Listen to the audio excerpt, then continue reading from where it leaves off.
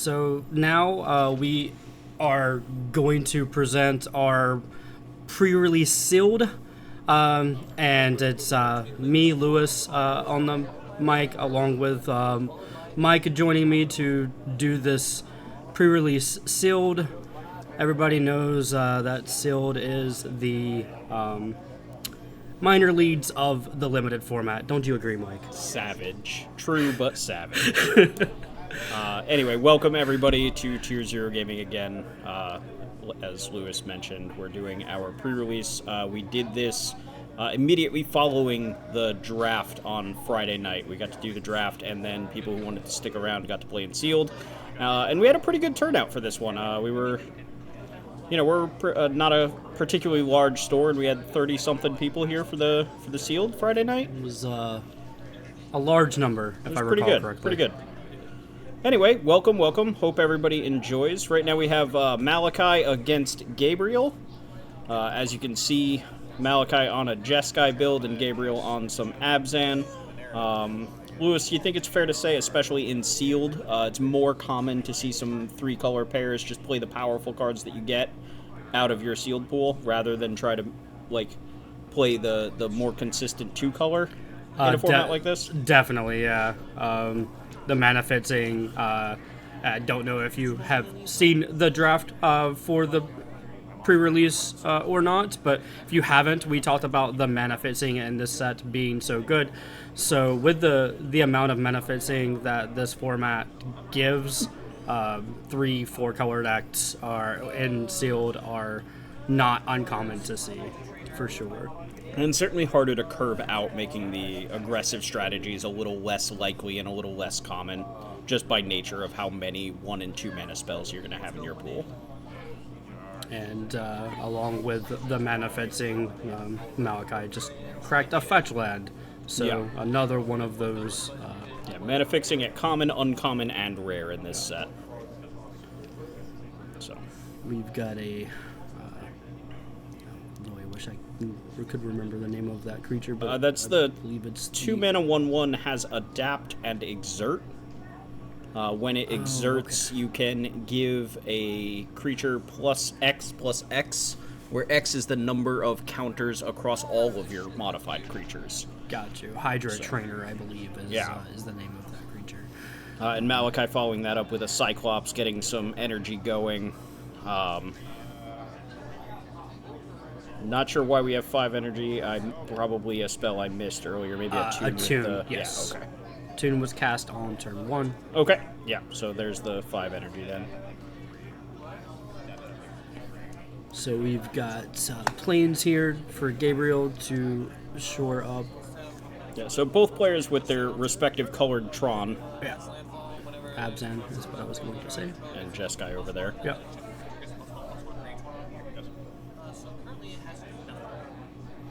I believe we played our land drop before bestowing. Did we have the... We needed white mana. Okay, we didn't have the white source already. Makes sense.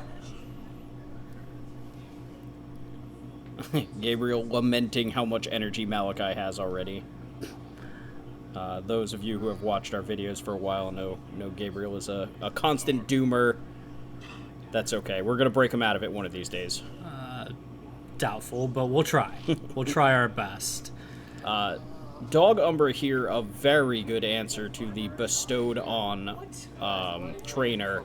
Not only locking down the trainer itself so it can't exert and really take advantage of its ability, but also that bestow creature just kind of trapped on a creature that's not likely to die. Yeah. Dog Umbra being one of those modal cards that can either give your creature totem armor or pacify your opponent's creature, which okay, is really well, good. Gabriel finding a way out from under that Dog Umbra. We sacrificed our creature to a Flare of Cultivation. Okay, all right. Flare of Cultivation being the free cultivate if you sacrifice a green non-token green creature. Correct. So we free up our bestowed creature. Is that the unicorn while we're at it? So we're going to get some landfall triggers here off of the flare, our land for turn, and suddenly have a 4/4 that wasn't there a minute ago? It's a 3/3, right? Well, it starts off as a 2/2. We get the land okay, coming no, into play from the my cultivate, apologies. and then we should have a land drop for turn as well if we want it. Correct. So Gabriel is making a judge call here, just confirming that the bestow creature that fell off, for lack of a better term, is able to attack this turn because it started the turn in play, which, of course, it can.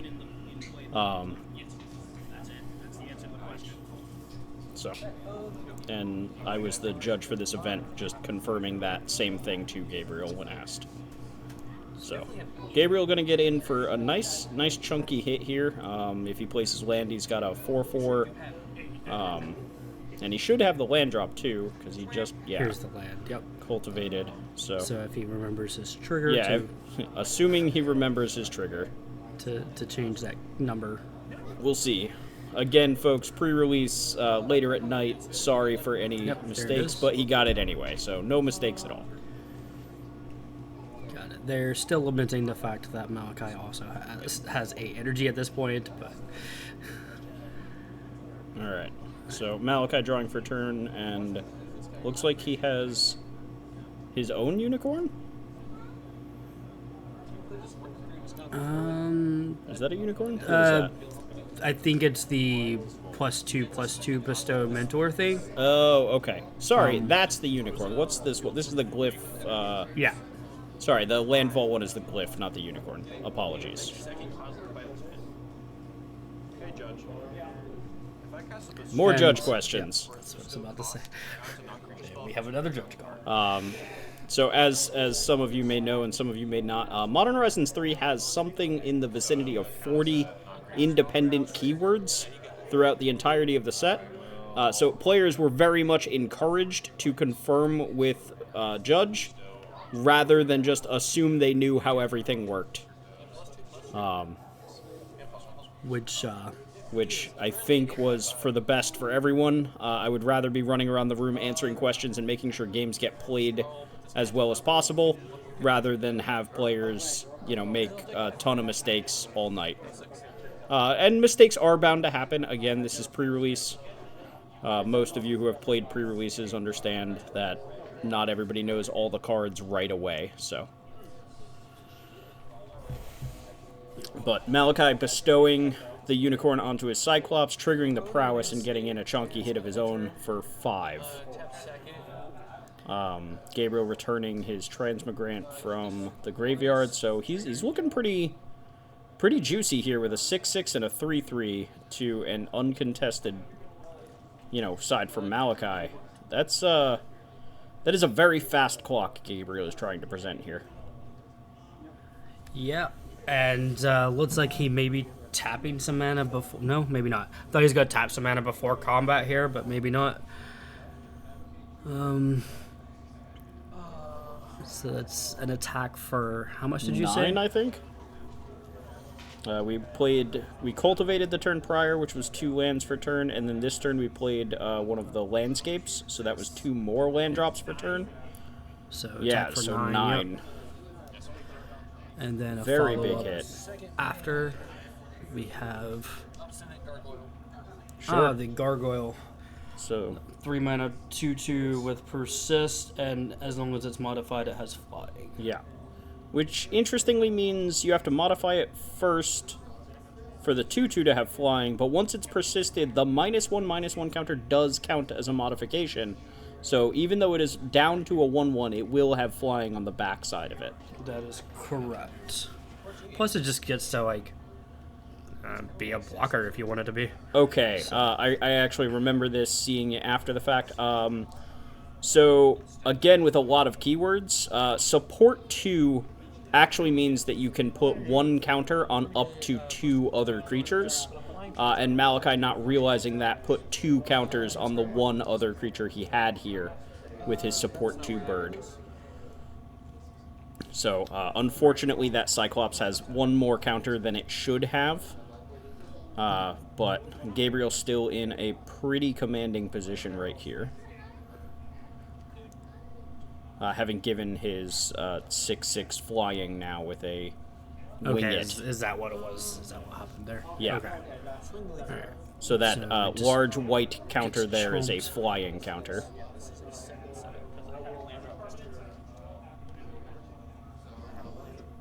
And Malachi just chumps with his 3/3 flyer.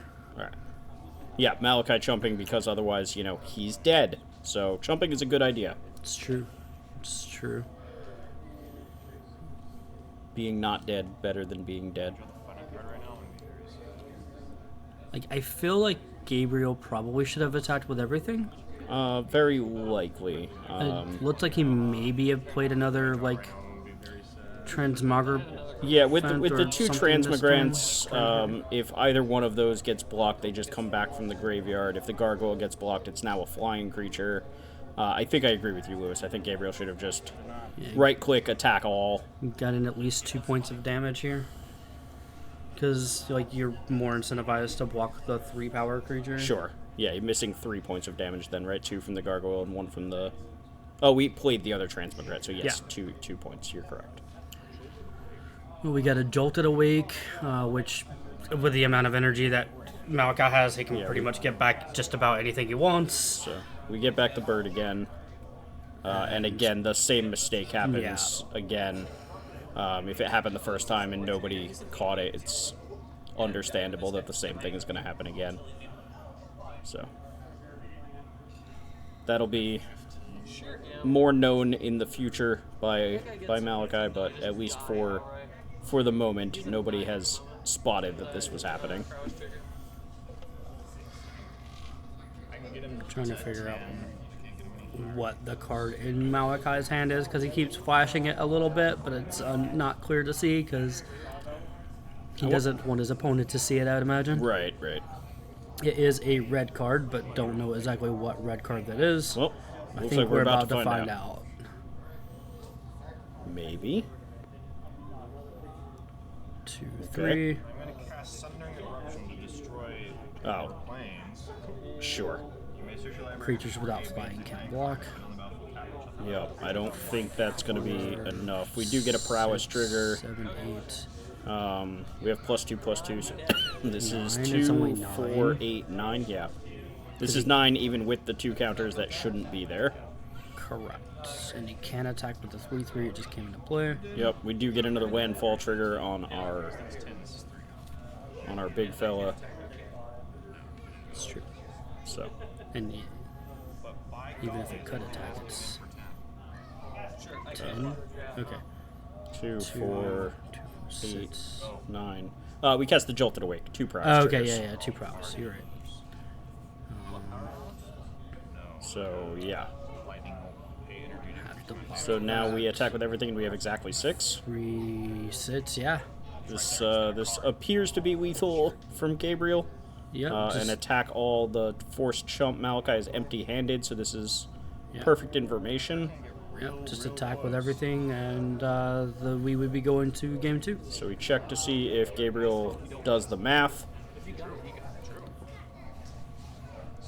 Yeah. Land for turn. Grow our fella. I think both players are empty-handed. Yeah, both players are empty-handed. not hitting me this turn. Malachi, knowing that he has to block the large creature, once I think the players do the math, they'll realize we're headed into game 2. Yeah, Gabriel seems to have seen it, so we get in. Malachi with the forced chump, and realizes it's 6. Throws his bird in front of the giant creature anyway, just to show him, and we go into game number 2. Power Palace was the top card, I knew it. And then just reveals the top card. Flipping the top card for giggles, and Malachi showing that he has a power balance in his deck. So funny card is funny, and we'll see if that comes up here. Which, oddly enough, I think a power balance is probably more playable in sealed than it would be in draft. Okay. I think Why would you think that?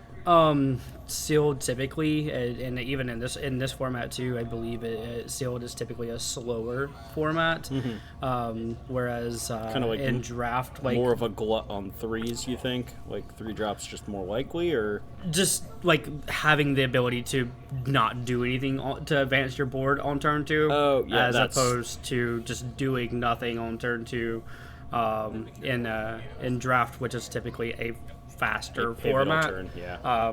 taking the turn off sometimes. Even well, that being said, this is a slower format than some of the previous, more recent draft formats that we have had. So Despite some very quick kills, OTJ as a format is probably just faster in general. Would you say those green decks go very fast? OTJ being faster than Modern Horizons for sure. Notably, Gabriel on a mulligan here, down to 6. Both players just grabbing their first lands. Looks like both of them had fetch lands of sorts. That beautiful cut there. Top card goes to the bottom. The end. Can't have it. No shuffle cheats here, friends. All right, let's see. We're gonna go with a landscape and a Is that a landscape? Because yeah, it's a landscape. that's a green card, isn't it? I thought he said landscape. It's the mana dork. I'm also grabbing lands that always Man. only tap for 1 color. Well, mistakes made on both sides. I thought he said it was a landscape. Maybe. Maybe I'm wrong. Yeah, we but can't see it. It's under that plains. It's It very, is very under under that that plains. plains. So maybe it's a forest. Let's hope it's a forest. He has a forest in hand. That's not a forest. Oh, yeah. I think he's realizing it now. See, look at that. Yeah, he is. He Okay, is so realizing we're- it now, and We're just kind of... yeah. Welcome to Casual REL, ladies and gentlemen. The good news is we had the ability to have cast the card. They're calling a judge over at this point. I believe they're just trying to like make the game be as close to what it should have been. Okay. So the mana dork could not be cast, so it is now returned back to Yep. Gabriel's hand. All right. Well, we realized it before we got too far. No attacking, no blocking, no making extra mana that we shouldn't have had. So the good news is We fetch a swamp. that the board state is fixed. The bad news, Gabriel realistically could have cast that creature and played the wrong land. So unfortunate sequencing there, but we move on. So There's the forest. And what do we want to play? Do we want to play the 2-drop or do we have something better? I have 6 less than these lands in my deck. looks like the Yeah, 2-drop it and, is. And back to the 2-drop. So Malachi here with 3 energy, 4 lands. Here comes potentially the support bird. Okay, let me guess. And Yeah. still hasn't got caught yet, so why would it now? So we have Yeah. a larger creature than should be, but didn't attack with it, so Death Touch Mana Dork. that's fair. No reason to make our guy bigger if it's just going to trade with a 2-drop, right? I mean, if he bots, spend the energy, 4 Shoot damage him to for your 4? face. Sure. It go the. I feel like that's way more important if it's the last 4 damage. It's fair, but I mean, the mana dork being, I don't know. Yeah. This guy's fucking insane. Gabriel realizing Watch Wolf is good. Why is it? Some of us are old. This is a watchdog, Mike. Get it right. Is green and white? Uh-huh. Is it 3/3? Uh-huh. That's Watch Wolf. It is functionally a reprint Watch Wolf. The +1/+1 counters being super interesting, obviously, with the modified theme coming out of green, white, and black in this set. Being a 2-mana 3/3 and it's all counters is very meaningful, with all the proliferate and various other things.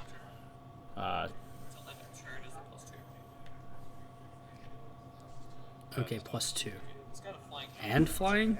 Yeah, flying Okay. counter. Now it's a flying Watch Wolf. It is. With Vigilance? Yeah, because Watch Wolf also had Vigilance. Why not? It did not, did it? Did it not? No, I think Watch Wolf would... No, they just Okay. keep pushing Watch Wolf. That's Okay. all. This one has Vigilance, right? I'm not misremembering There's or certainly a misreading word that there. word there. Okay. All right. Oh boy. Well, the good news is, this time we have 2 different creatures. Yeah, we did but not we still... do that. Why would we? Okay. Why would we do anything different than what we've been doing? We want to make this gadget as big as possible so we could throw it at our opponent's face. I'm going to go out on a limb and assume that we think that support 2 means a creature gets 2 counters, as opposed to 2 creatures each get a counter. Based on what just happened, like he didn't even put a consideration on putting a counter on the other creature, seemingly. Yeah. That is most likely the assumption that is occurring here. So, as I mentioned earlier, 40 plus mechanics in this set, and not everybody knows how all of them work. Unfortunate to see it, but hopefully not impactful on the results of the match. Watching this game, though, has definitely made me want to draft some watchdogs and just proliferate them up to be gigantic. Sure, And fly. The Evangel is probably good friends with his pup. Yeah.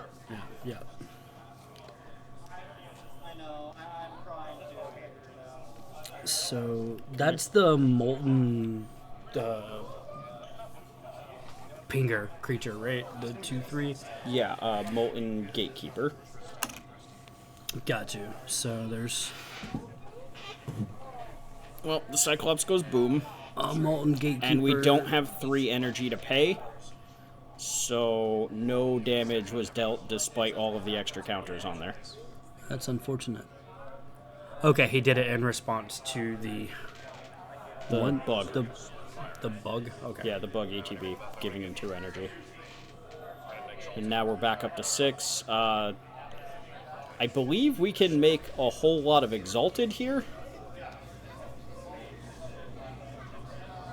So if we wanted to, we could attack for 6 in the air. Yep. That appears to not be what we're interested in doing at the moment. Maybe conserving our energy for something else.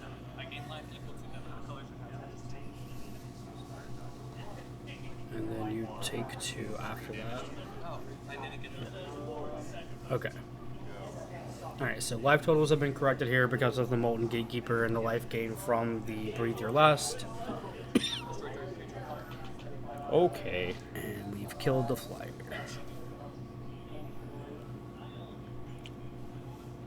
Good thing Malachi... I guess you just put it on the 1/4 though, and put all the... No, you spread the Exalted around, right? You put an Exalted counter on, like, I believe it's 2 energy to activate. Yeah. So you could have put 3 counters. I'm probably putting them on everything that isn't the flyer and then attacking with the That's flyer fair. Yeah, that made sense as well. Again, unless Malachi has something else that he's trying to do with his energy. But I believe Malachi is empty-handed now, or does he have 1 card hiding down there? Believe there may be 1 card at least in his hand. Yeah, there's a corner of a sleeve peeking out there. They did it, Lewis. They printed Colossal Dreadmaw every turn. Yup. Everything's a Dreadmaw. Yup. Yeah, the Dread Mask is not a bad top end for a lot of these plus 6 and trample for an equip cost of 5. I believe so. Is- Or it might be equip of 6, but cast is 5, No, perhaps? it's the other way around. Is It's, it? Okay. Yeah, the Dread Mask itself costs 6, so just Colossal Dreadmaw on its own. But then after your germ dies or you trade it off or they kill it, then you still just get to make something else. +6/+6 and trample. Why not? Plus the artifact synergies that we have Colossal in Dread this Germ. set. Colossal Dread Germ. I like it. Sounds like something that you wouldn't want to be coming at you. One might say that nickname is infectious. Alright, you're banned from making bad puns for the rest of this video. Promises. Yeah. We have an that's- exalted counter. That's not something you would allow me to do anyway.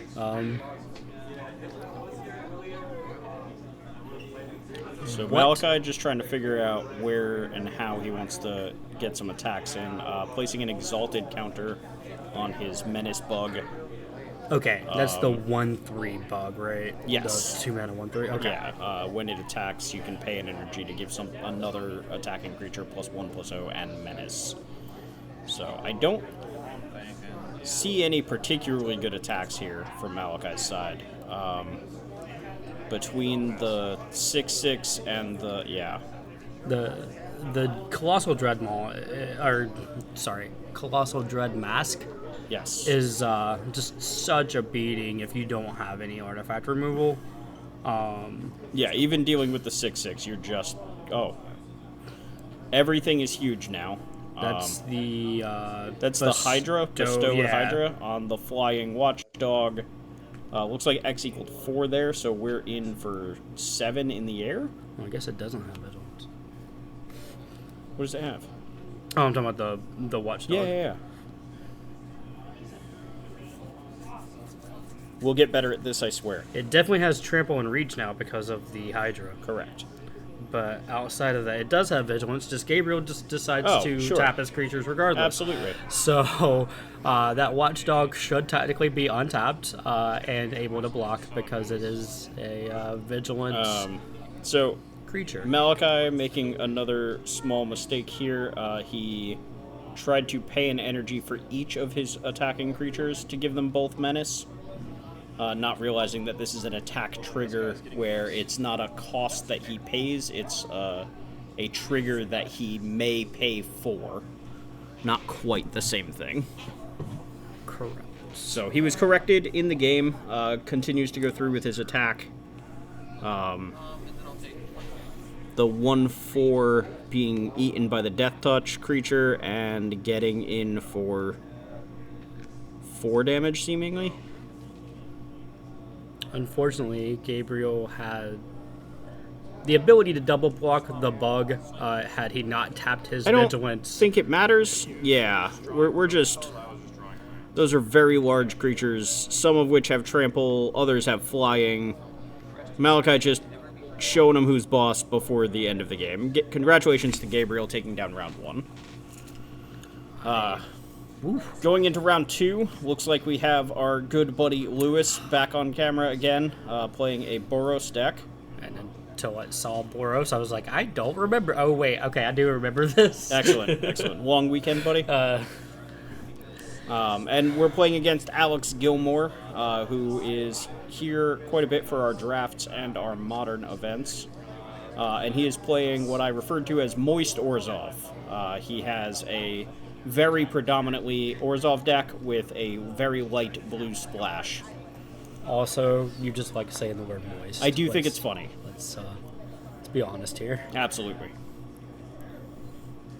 So, I got the mandible kite with a dog and dog germ.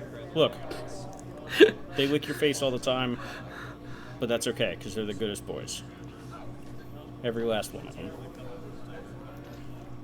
So, on a scale of 1 to what Mike did to you in the previous event, how aggressive is your deck? I don't think I can kill by turn 4. Okay. But to be fair, you did say that I did not or I conceded early concession is what you said. But I think my deck, if I recall correctly, is somewhat aggressive. I've got a little bit of energy payoff. The bug being able to give menace. I'm pretty sure there's at least one, if not two copies of the Conduit Goblin. Okay. That gives the +1/+0 and haste. So. So we're certainly being aggressive. Notably, that gargoyle now has flying. It does. Wait, does it? Hang on. It is enchanted. Yes, I'm trying to remember if to be modified, you have to be enchanted or equipped by something that you control. And I don't remember off the top of my head, but it's funny nonetheless. That's fair. That's a Genku. Is it a Genku? It's dead. It's dead. But yes, it was a Ginkgo, but I had 2 energy, and then the Galvanic. That's good, because that card is basically unbeatable if it stays in play for any amount of time. Yep, and I thought so too, and so we didn't let it stay in play. That's for the best, I think. We attack here for 2, and Okay, we've got get a a molten gatekeeper in gatekeeper play. and another land. Seems okay. Looks like you're a little light on resources at this point. Alex with a little bit of a grip. 4 cards still left in hand. I have 2. Looks like. Okay, so we have our little living weapon here.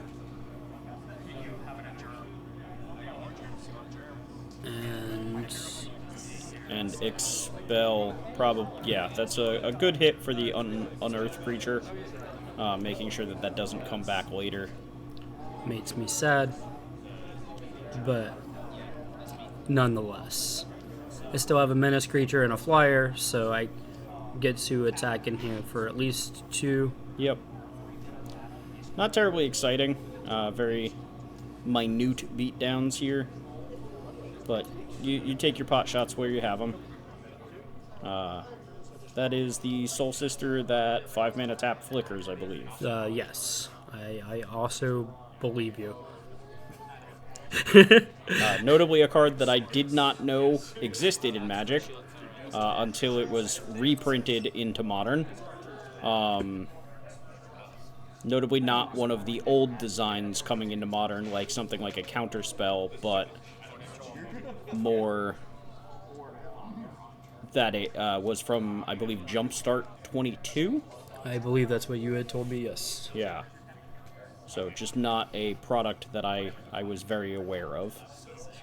Ghostfire got to kill a creature there because Alex does still control a multicolored creature, even though it is pacified and can't do anything. So, yes. I get to attack in here. The triple 1-power beats. Hey, They're doing work. I'm at 23, Alex is at 10. That's a good card. Yeah, that's what I said. Yeah, so Emperor of Bones, something that'll be able to try to rebuy creatures from graveyards. It is a one-shot effect, as the finality counter makes sure that things get exiled after. But And this was pre-release, so Alex did in fact miss his whatever of bones creature trigger because it's at the beginning of combat, but I noticed it, and he is resolving that now. That's what's happening. appreciate that. And again, casual REL, this is pre-release, a lot of people's first looks at cards, so everybody gets a little bit of slack. Doesn't mean, play bad on purpose or anything, but missing some triggers. Remind your opponents, folks. It's better for everyone. Lewis is nodding. You can't hear it. It rattles a little, but not loud enough for the microphone. Look, I was waiting for you to finish talking. I didn't want to interrupt you. So I have my 5 mana now to be able to blink whatever. It's targeted by removal if the 1/2 isn't targeted by anything, because I don't think it can blink itself. Correct. Alex plays the 2 mana 3/1 that whenever another creature comes into play, you can proliferate.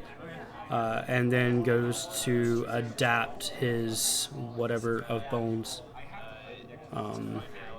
creature to add the thing that was exiled, This is a big turn for Alex. and There's it a comes lot in of with a stuff finality happening creature or counter. So, You're going to proliferate the finality counter? no, because why would I? Do you think he will? Probably not. Oh. Notably, it doesn't matter. Yeah.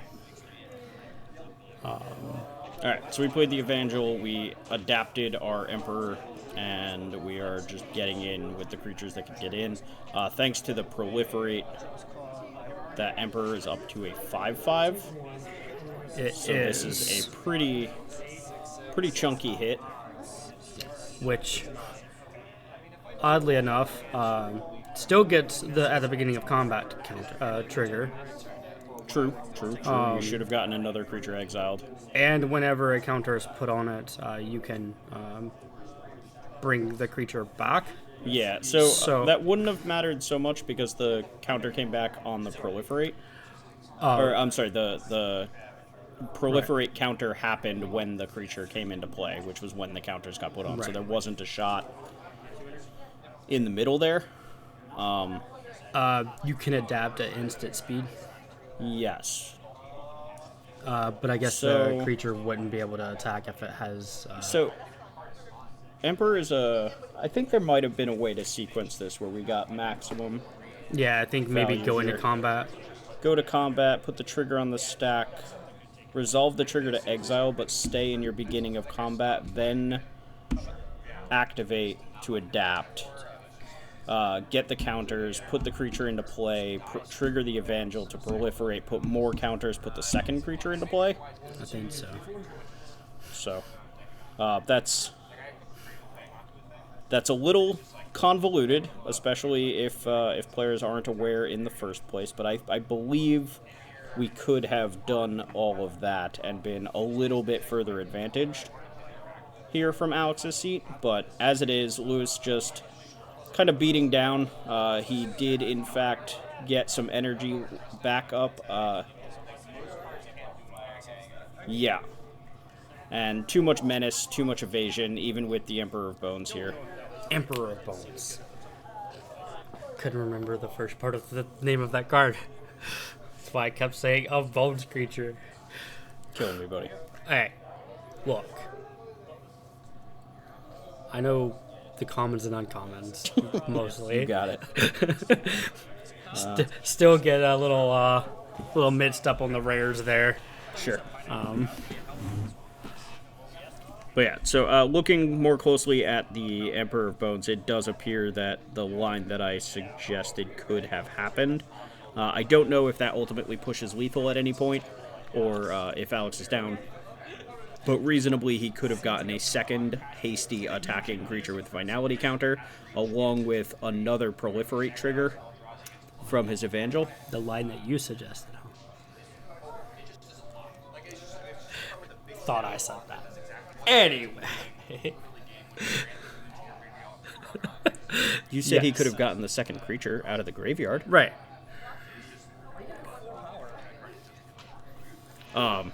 In any case, the line I described, how's that? Is that better? That is better. Okay.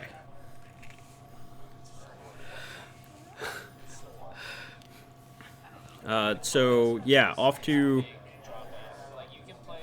a start. Neither player being particularly aggressive here. A Gravedigg just being a 2-mana 2/2 zombie.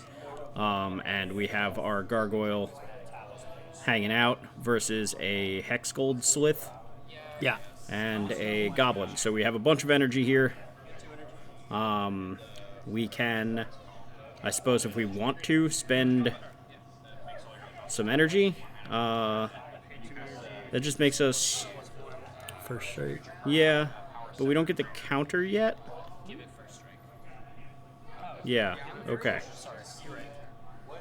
Yeah, so I like Alex's double block here.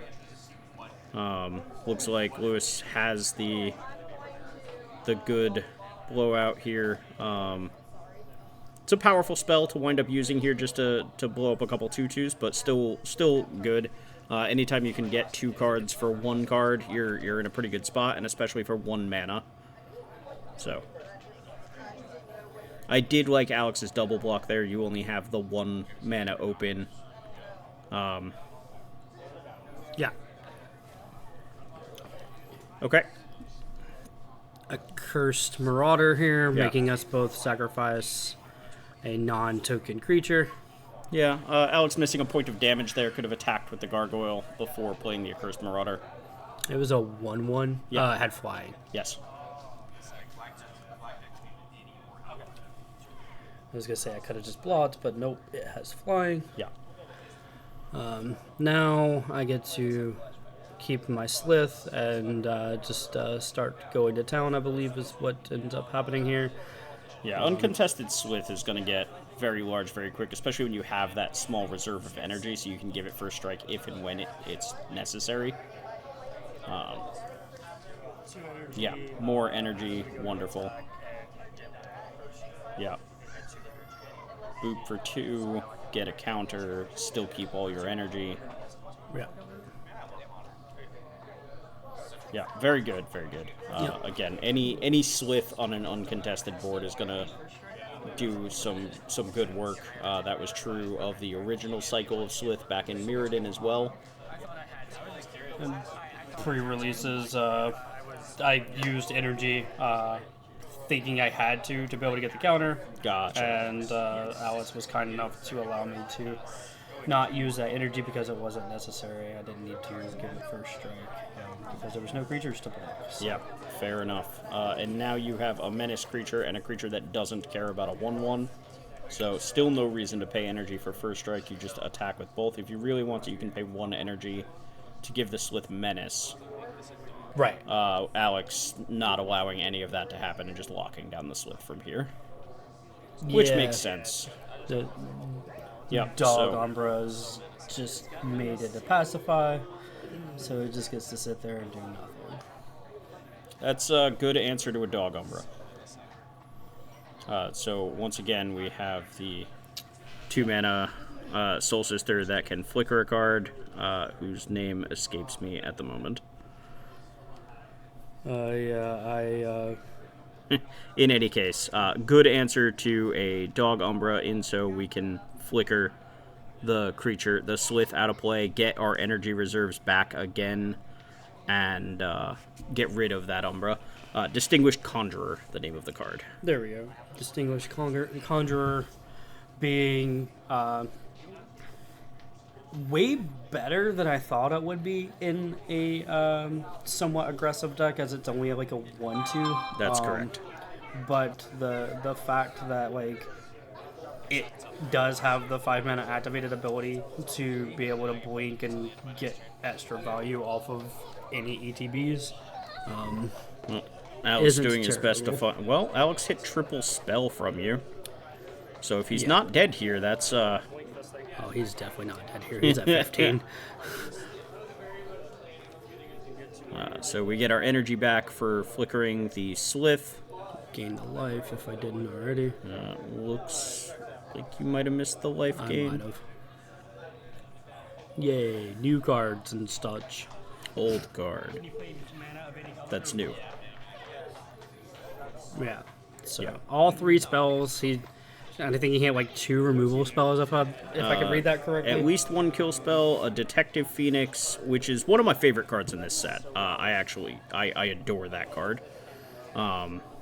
Being able to bestow that card for 1 mana over and over again, I am excited every time I see that card. Speaking of being able to bestow over and over again, do you think that card will see a good bit of modern play in like potentially like the Phoenix deck? I'm not sure. So, at the end of the day, exiling 6 mana worth of cards from a graveyard as part of the bestow cost, while not an incredibly high bar to clear, is also like, in a format where you're playing very predominantly 1 and 2 mana spells, still requires multiple things to be in the graveyard. I feel like There's a shot that Burn puts 1 or 2 of these in the deck because, like, just exiling a bunch of lightning bolts that already did their job to give your Goblin Guide that's stuck with chump blockers in front of it or just blockers in front of it, just real, like, all of a sudden having flying and being able to get some last points of damage in might matter. But we'll see. I don't know that the card is quite good enough. But it's certainly a card that I'm like, I would love to see somebody crack. I think the card is very interesting. Got you. Yeah, it was in fact 2 removal spells, by the way, a reiterating bolt as well as the feigned Flames. flames on top of the Detective's Phoenix. That And was enough mana to exiled. cast literally all 3. That's yeah. So it looks like you blew up your own Phoenix here, which makes a lot of sense, especially with the amount of stuff that just went into your graveyard here. Your ability to bestow your own Phoenix out of the graveyard Which is what we're about to see here, if on I'm a not new mistaken. creature to give it haste even. That's quite good, yeah. So, And there you I go. almost like did 6 cards. I'm like, wait a minute, no, it's or Alex reminded me it's Discover, so it's mana value. So that one, 3, that one, 4, and 5, that one. 6, perfect. And then we still have some left over to potentially do it again. Correct. In fact, we have exactly 6 left over. It looks like 3 2-drops left. So I get to attack here for 6, 7 because I give it menace. The menace being less relevant here than the extra Or 1 point 6, of damage, Sorry. seemingly. Yeah. 2, 4, 5, 6. Yeah. It's a 2/2. Yeah. So yeah, that Ophiomancer seems pretty good in general, not so good right now. Nah, this is Alex basically telling Yeah. me that he thought about playing the Ophiomancer last turn instead of playing my Phoenix and leaving my Phoenix exiled forever, which probably would have been better for him. Potentially, yeah. Because at this point, the game is over. He can't beat the 4-power flyer. Well, it looks like we found what the moist part of this Orzhov deck is. We have a Kappa Cannoneer that we can just kind of cast. Oh, I thought you was going to say Alex's Tears.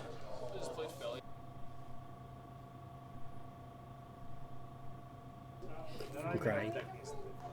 From losing? No? Okay. I apologize, audience. You can look at 7.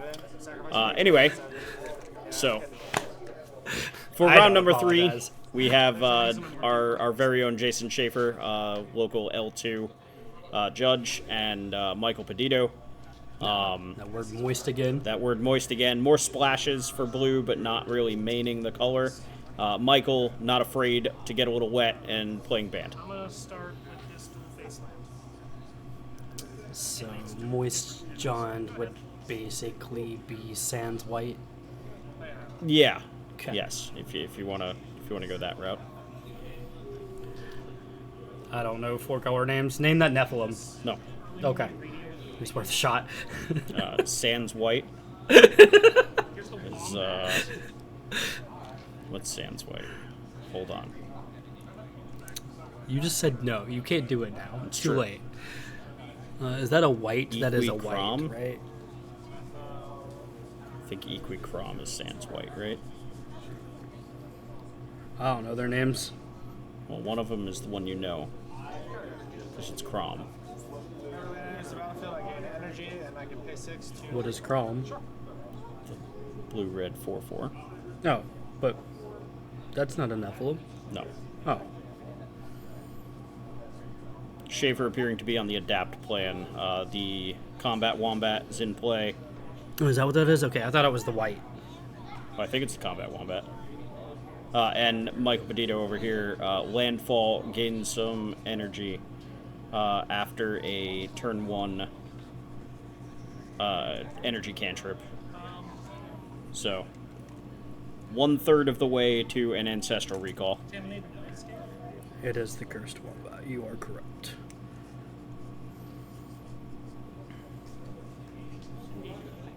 I thought it was the white of the reliquary. 2 mana green black creatures. Nope, Combat Wombat. The Molten Gatekeeper, the follow-up here. Shaffer looking to be a little aggressive into Michael Peditto's 2-mana 1/3. A little bit more energy gained on another landfall trigger. And yeah, I'm sure we just kind of want to... I like this. Just play another creature. It doesn't block particularly well, but we get to set up our board. We get to set up our card advantage. Now we can start getting mana whenever we draw extra cards. That's Emrakul's Messenger. Yes, Emrakul's Messenger. Correct. So this being a 3-mana 2/1, or I'm sorry, 2-mana 2/1 flyer. That on your second card drawn for turn, you make a spawn. So, yep, Shaffer being predictably aggressive here, having enough mana to adapt the Wombat if he needs to in combat. Kind of like trading with the Gatekeeper here. Just double block the Gatekeeper. Trade your Messenger for the Gatekeeper. Yeah. I don't know about that. Again, Mike seems to want to try to set up his engines here. The Messenger tends to be part of it, and trading off for a creature with Unearth does not really excite me there. Yeah, but at some point, like, it's going to get removed and then come back later, so... Yeah, potentially. I don't think giving up our flyer and like one of our sources of advantage is the way to go, though.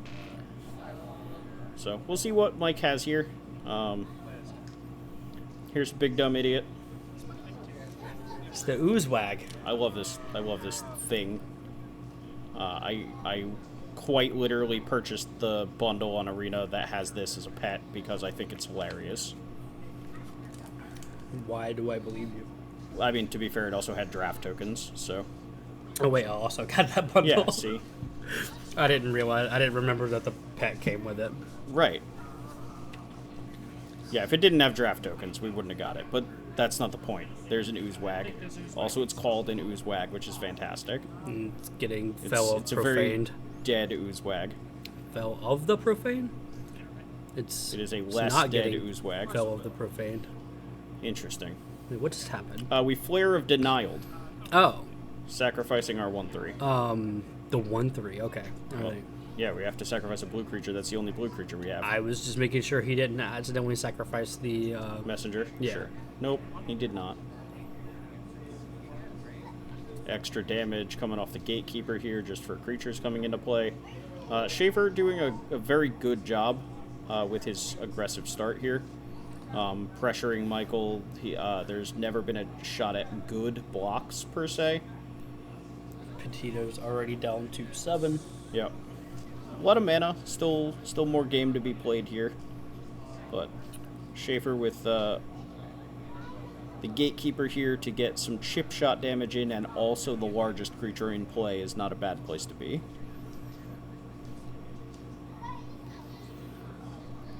Mike fiddling with his mana some, trying to decide what to do. Looks like he's locked down on one green source and one blue source. It might be making his options awkward. Looks like he finally figured out he was gonna Sure. punch the Wombat.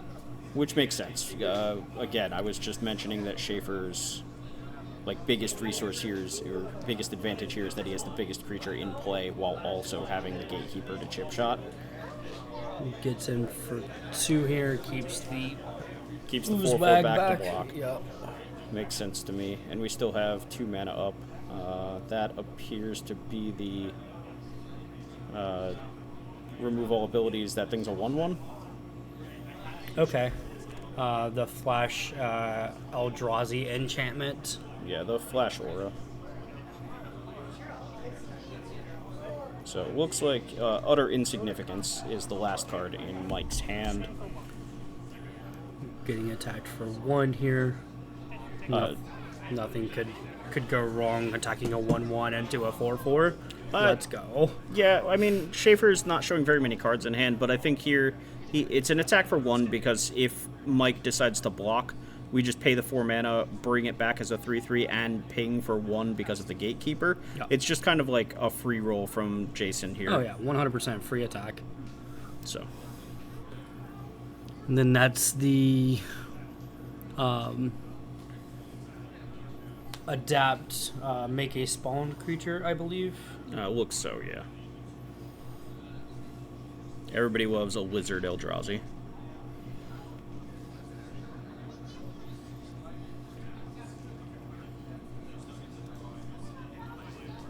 Yeah, See. Basking Brood Scale, the name of the card. One of these days it'll stop getting good hot chocolate or stuck in my Punch for 2 in the air. Makes sense. Yeah, if we're not blocking, we might as well be attacking. crack on this landscape. So, Landscape.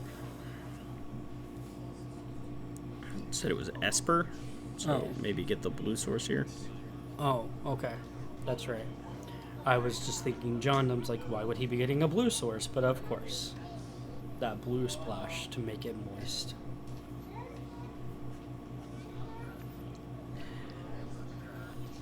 So Let's see if he... You know... Jason also only has one green source, so his... yeah, one green source, one red source. They are the same source. mana... Plenty of black. Neither player's mana being particularly cooperative, but both players having emptied their hands pretty efficiently. So seems to me like they've been able to play all their cards at least. Adapt the Brood Scout. Yep. Yeah. Ping you for 1. Yep. So this, to me, looks like another free attack for 1. If our creature gets blocked, that's fine. Oh, nope, that's way better. Emperor of Bones. Yeah, so we're having a good old read on this one. Probably not going to like what we see here. So, and, yeah, so this is 2 matches in a row where we've seen this card. At the beginning of combat on your turn, you may exile a creature in a graveyard. Whenever +1/+1 counter is put on Emperor of Bones, you may put one of the exiled cards into play with a finality counter. It has haste. And of course the Molten Gatekeeper there to just do the extra points of damage for all of that happening. And adapt to make sure that you can trigger it when you want to. I believe this may actually be a lethal attack from Shaffer. If we attack all right now?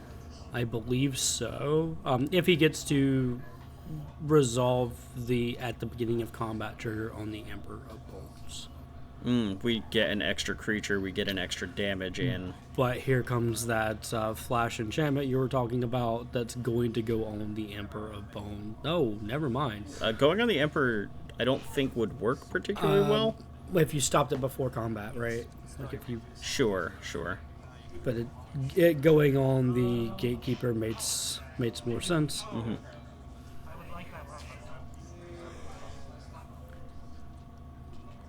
Okay. We're just taking a creature. I don't know that it matters what creature at this point.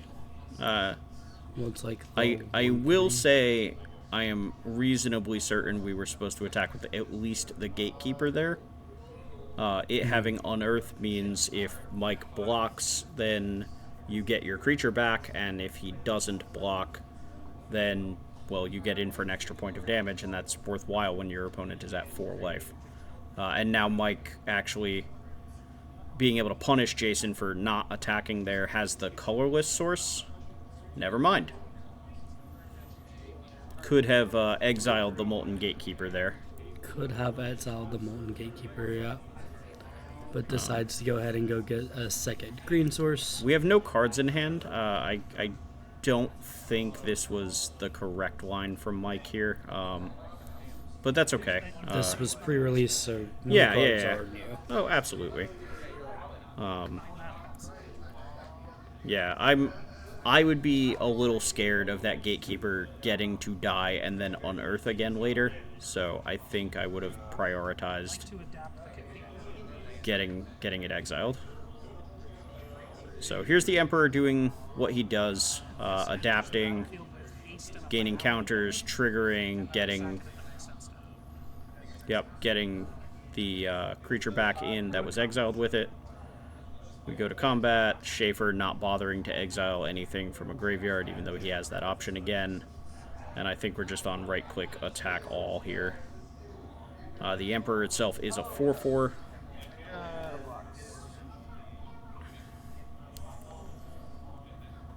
So if we block the 4 and the 3, we're still taking 3 damage here. Yeah. Mike adapting so his creature survives.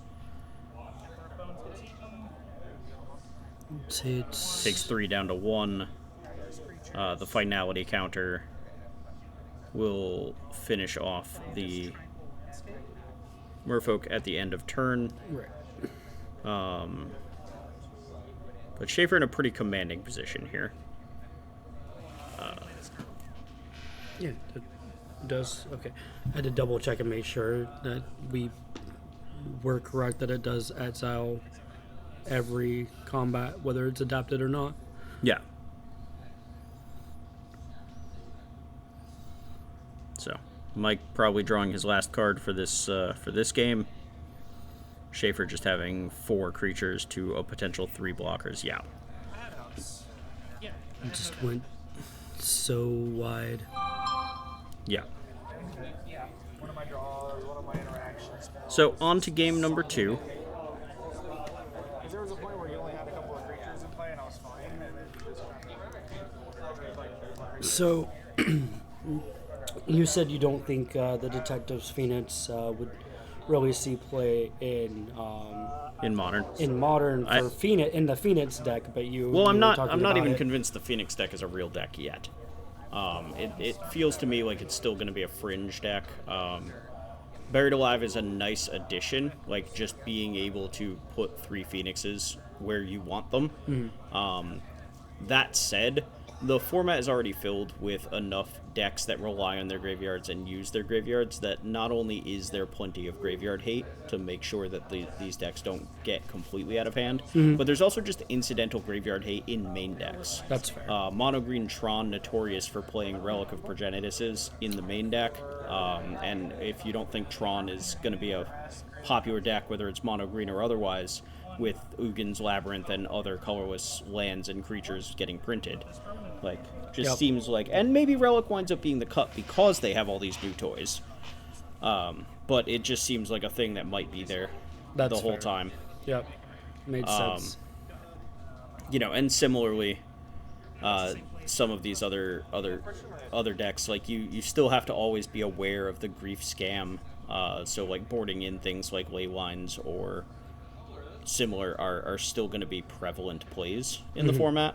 So I don't know that Phoenix has the legs to really fight through all of that when it's just going to be there with or without Phoenix. That makes sense. Okay. Yeah.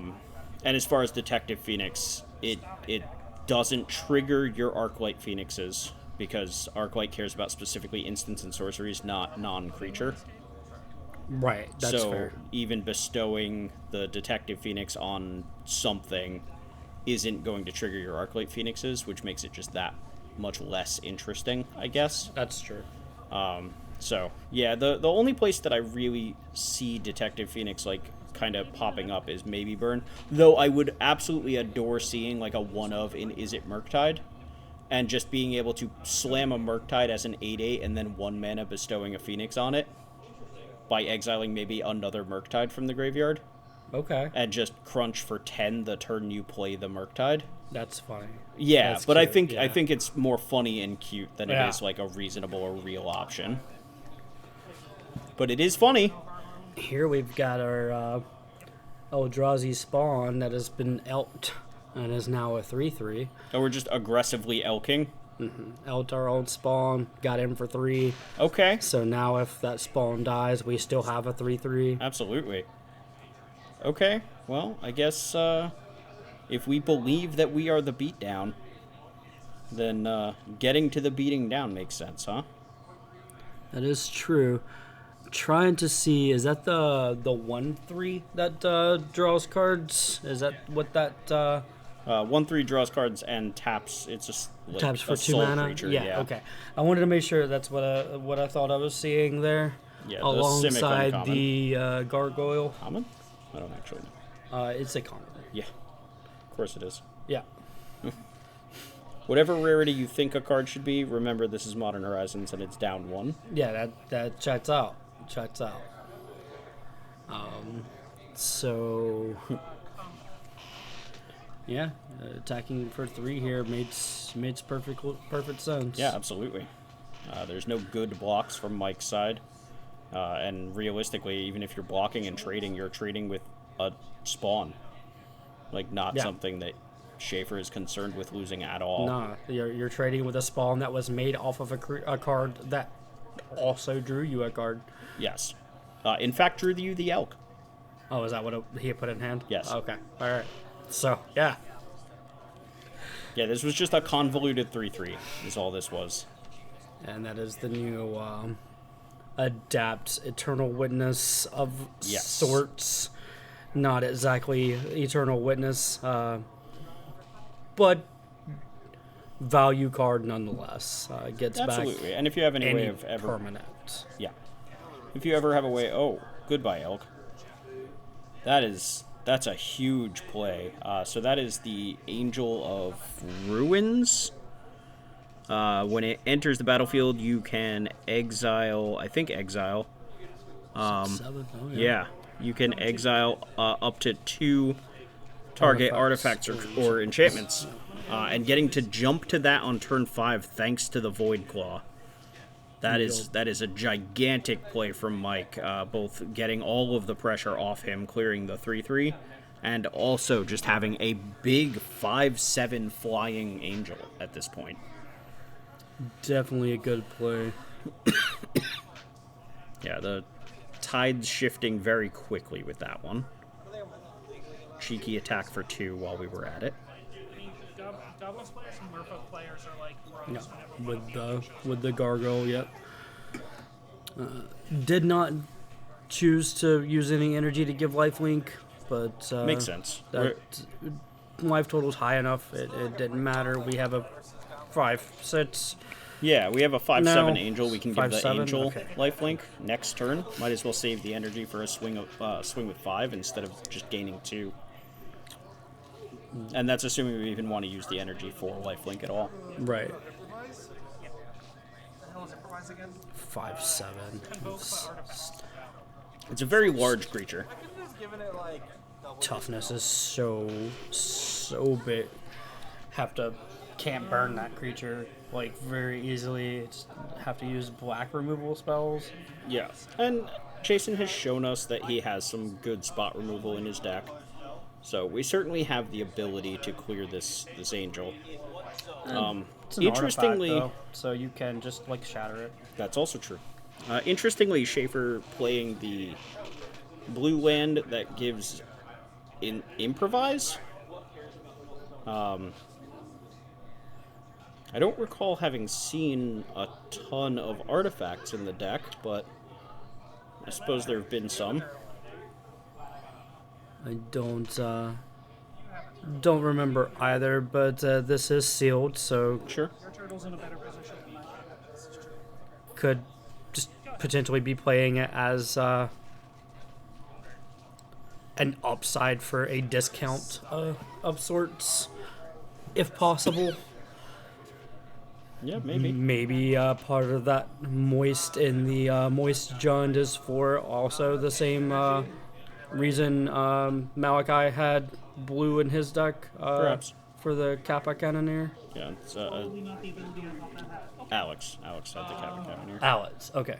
Michael doing what I mentioned a moment ago, waiting for this turn to give lifelink to the 5/7 rather than the 2/2. Swinging this pretty solidly in his favor at this point. Unless Shaffer can come up with something to clear this angel, I think we're going to a game 3 pretty quickly here. So we hit our land drop for turn again. We do have a lot of mana. We do have a Void Claw of our own. We have that Eldrazi Scion sitting around, plus 6 lands in play. So we have 9 mana to our name from Jason's side. So we'll see if he can do anything with that.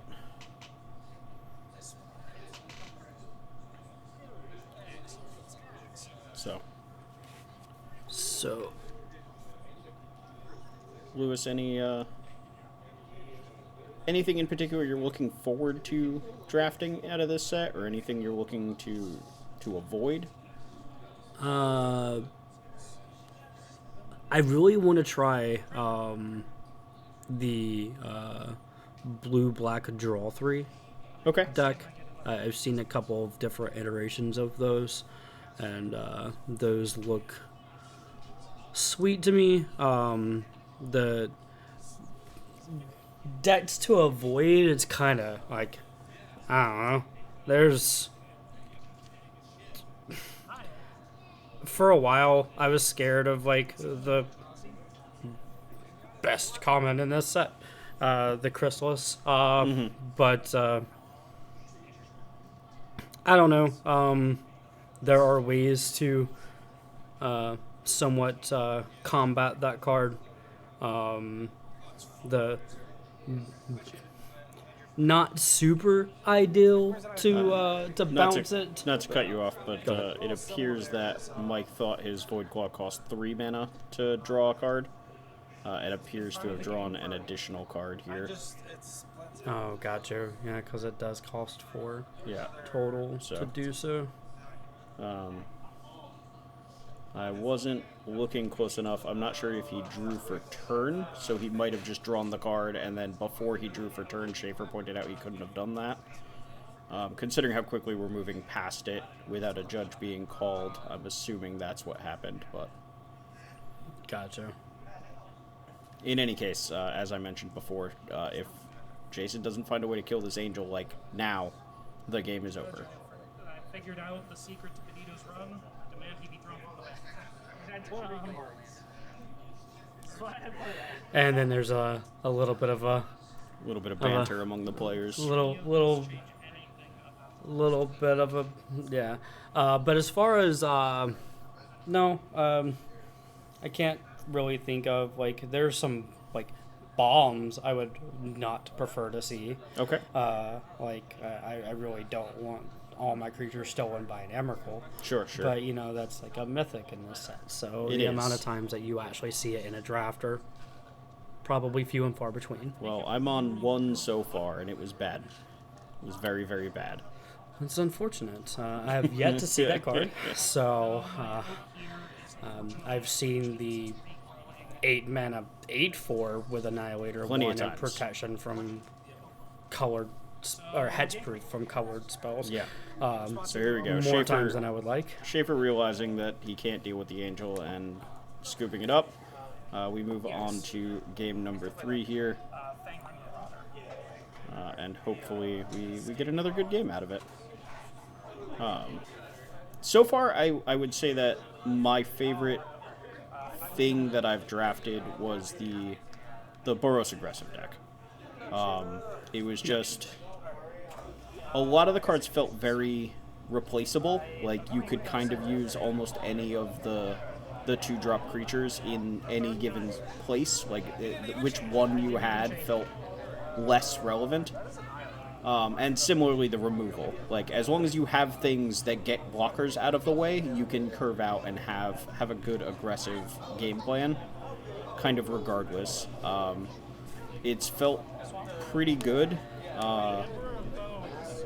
And the green decks, I've found, like, you have some of the best cards in the set, but you also have some of the clunkiest draws. I agree.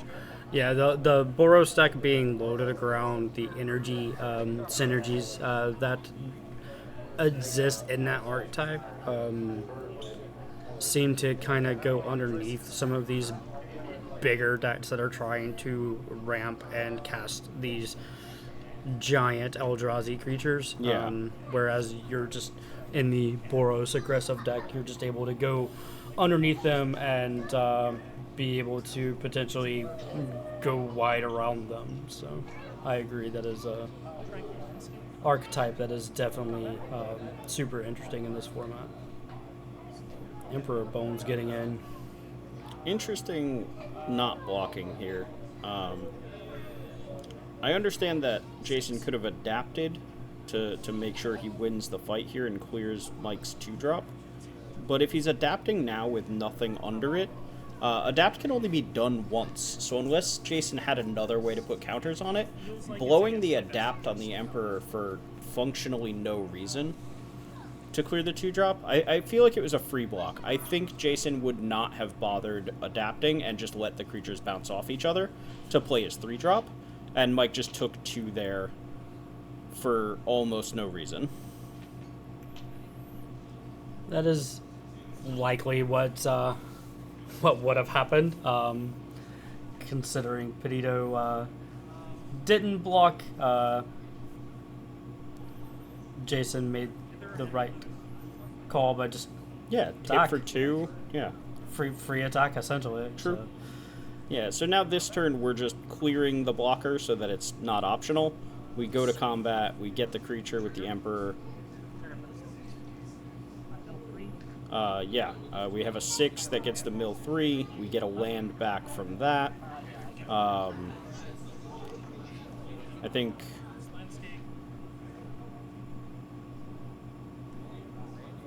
Mike here kind of showed his hand just a little bit. Yeah, he's going to flash in I'm going to call it a Spike-tail Drake, but it's an Eldrazi in this case. He gets a free block on the Emperor because the Emperor doesn't have the mana up to adapt at this point. So, trading for the Emperor there before the Emperor gets to do much of anything, even though we lose our Force Spike Drake, seems fine from Mike's seat. It also keeps the pressure a little low.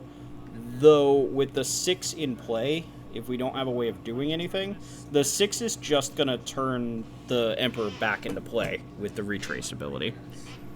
Yeah, with the Oozewag there, Sitz doesn't really have a good attack. Yeah, but that doesn't stop the retrace, right? No, not at all. And I want to say Jason has quite a few hits.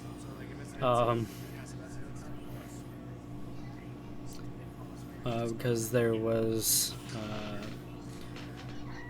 a 7 mana colorless creature that was milled along with the lands that were hit. That seems pretty good to get for free off yeah. of the... Yeah, I don't... so we're attacking. All right, so we have something to protect our 6 here. That's what we're representing. And I mean, it could be a lot of things. A pump spell protects 6. The -3/-3 Wither and Bloom protects it.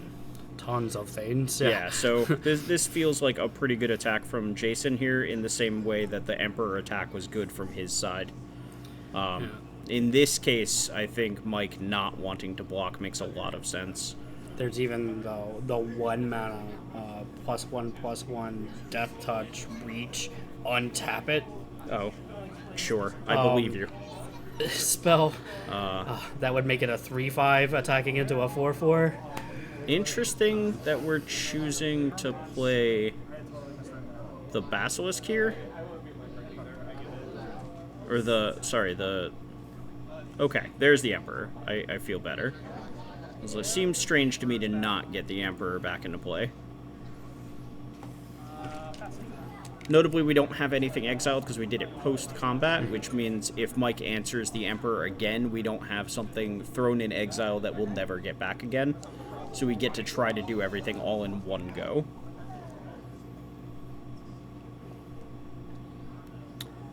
Yup. Sitz is definitely a super value card. Like the ability to retrace any non over and over again. Yeah. And with the ability to attack to make sure that you have the lands in hand to retrace with. Right. Yeah. It's definitely really good and limited. I don't know how well it'll go in the modern format, but just any non-land permanent having retrace on your turn is just kind of crazy. It's very powerful. Speaking of the sits in the modern format, do you think it will actually slot in any decks right now? So there are a lot of cards from this set that I know a lot of very smart people are going to be brewing with and trying strategies with. And I look forward to people smarter than me figuring out where cards ultimately should be. Fair enough. I myself prefer to play decks that have a proven track record, and learn those decks inside and out once I get my hands on them, rather than brew a deck myself. I don't find that anything that I innovate winds up being particularly special. So I would much rather have something that, again, has proven itself before I get my hands on it. Makes sense. So here we got a Bounce off each other. attack for a bunch. Yeah, Jason notably here doesn't have any black mana open, so we can't adapt the Emperor here. So this Emrakul's Messenger is in fact a trade. Which I don't think. I don't think Jason minds this. Yeah, I was gonna say I don't think he cares much. I also don't think Mike minds this. Like, he needs to control this board. He needs to try to run Shaffer out of resources, which notably is very difficult with the 6 doing its thing. I don't know if Jason noticed that Mike could adapt here. I think Mike being able to block the 3/5 6 Yeah. with a 6/6. Like, Yeah. it leaves him vulnerable to a pump spell or a trick of some kind, but yeah, suddenly I don't like this attack if we didn't have a way to protect our 6. yeah, looks like maybe he did pay attention to the amount of mana that was open. Forgot it had adapt. Like, there's a lot of Yeah. things that could be going Potential, on here. yeah. But yeah, if we threw away our 6 there, in the hopes of hitting a land that doesn't even matter very much, yeah, I think that might have been a mistake. But we'll see. Shaffer still at a very healthy 20 life. We still have a lot of game to go. 20 life, phasing just a sit, albeit with trample. Sure. Yep. But even a 6/6 is a 4-turn clock, so. Alright, we have another one of the adapt lizards. So, Gotcha. dueling wizards here. Of note, Peditto does not have green mana available. Yeah.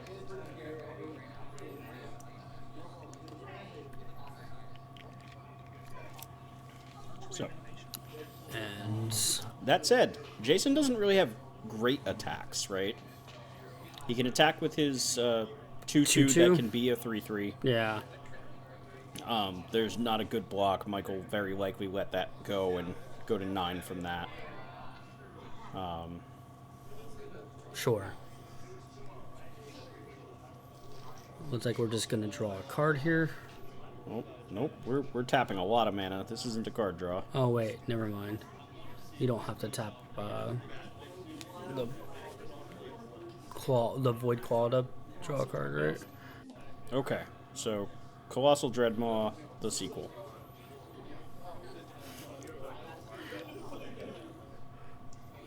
Yeah, so at this point now, Jason has the tied for the biggest thing in play, Yeah.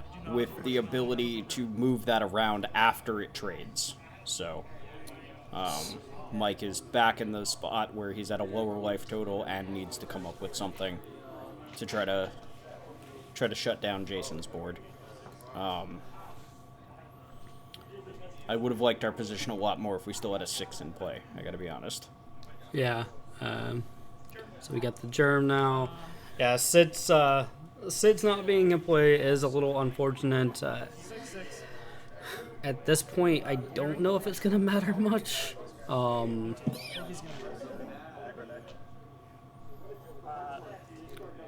Like the adapt lizard and the Emperor Bones were both like value spells off of the sets. Yes. So like Shaffer didn't even cast those spells from hand. He discarded lands to play them. Correct.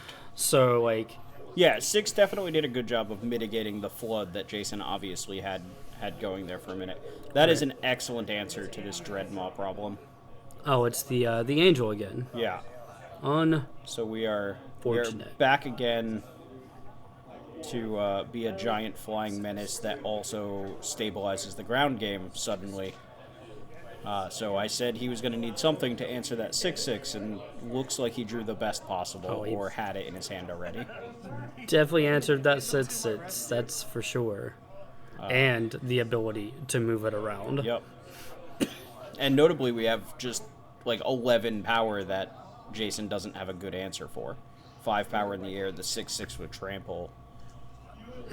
So, very swingy. I've definitely felt like either player has been pretty far ahead in different moments. Yes. Yeah, it's definitely going back and forth quite a bit. With only one card in hand, throwing away the 6, and the board state looking the way it is, I don't know that I've seen how Jason can kind of come out from behind this board, and isn't going to have very much time to find it. Presumably, he's going to need to draw one of his black removal spells here, and I know he milled at least one of them with one of those 6 attacks. So, Playmat has all sorts of might have been that. Well, no. Okay, I know which one you're talking about. Yeah, the Fell the Profane. Yeah. Was milled. Nobody knows them. Then there was the, I think the Wither and Bloom that was also milled, but he already used that to yeah, he put also a counter used that, on and the more 6, importantly, yeah. it doesn't clear a 5/7 or a 6/6. Oh no, not even a little bit. Not even a little bit. Could kill the yeah. Let's see. Don't know how many cards he has in his hand, but looks like One. okay. And looks like it's just the. We're about to find out. Maybe. Well, it costs a red and or a green. I think it's a green. Okay. I think. It looks green. A green and 1? Yeah, I think it's the. That's Look at the- not. Yeah, look at the top useful. 4 and make a spawn. We get a permanent. Yeah. Is that an Ulamog? That's an Ulamog. Yeah, but he can't cast it. Also, we die to the angel before we get the Ulamog. I think I need this item. Yeah, sure seems like it. That being the breaker, I believe. So let's see, how many colorless permanents we looking at right here? 1, 2, 3, 4, 5, 6, 7, 8, 9, 10, 11, 12. I count 12. I also count 12. Some number of them are going to have to jump in front of creatures here in combat, though. So 12 minus some number. Because he has an 8, right? Yeah, so 5 is coming through because it's in the air. Then we probably wind up trading off 3/3s. Mike very likely to adapt. Or we just murder something and make our flyer a 7 power creature, and now only 1 damage worth of trample has to get through.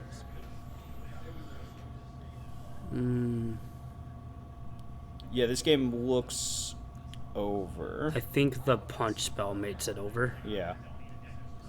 So we still have a green mana up to adapt, which gives our wizard trample. So now we have 9 power worth of trample plus 7 power in the air. So only 1 of the trample has to get there.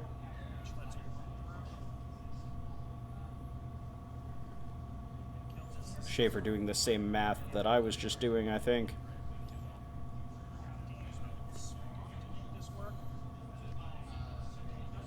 Good luck. Doesn't have green mana to adapt. Who? Oh, wait. What is the creature on the far left for... For Jason? Yeah. A colorless Eldrazi of some kind. Okay. Never mind. I thought it was the Brute Scale again, but I guess it's not. No. No, that card is colorless. I could not quite tell what it was, but that's okay. Let's see. It is the Flesh Raker, I think. Okay, Yeah, it that is. makes It's the sense. Glaring Flesh Raker. So, very good when you're following it up with a bunch of stuff. Not very good at blocking. Oh, no. That is not that guy's job. Sure. Sure. That thing that had 3 toughness a second ago, it has 1 toughness now. Yeah. That ability is so important. Yeah, These are all colorless permanents. it's true. Jason pointing out that lands are colorless permanents, but in any case, congratulations, Michael. Going 3-0 in our pre-release. Yeah, as you can see, we had 3 3-0 players over the course of 3 rounds. Due to what time we run the pre-releases, we run 3 rounds. Everybody's going to get prizes for playing in our events, and we appreciate everybody coming out. For those of you who enjoy watching limited content, we'll be bringing you drafts every Friday and pre-releases when they come up. Lewis, anything you want to throw in there? I'm ready for more drafts. Ready for more drafts. Let's go. Well, in any case, thanks to everybody for watching. We hope you have a wonderful day. Bye. Bye.